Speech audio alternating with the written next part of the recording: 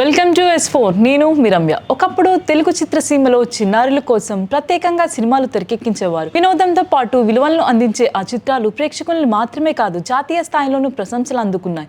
అయితే గత కొన్ని సంవత్సరాలుగా అలాంటి సినిమాల సంఖ్య గణనీయంగా తగ్గిపోయింది. బొమ్మలాట, భద్రం కొడుకో, పాత నగరంలో పసివాడు, అమూల్యం వంటి చిత్రాలు జాతీయ రాష్ట్ర స్థాయిలో గుర్తింపు పొందాయి.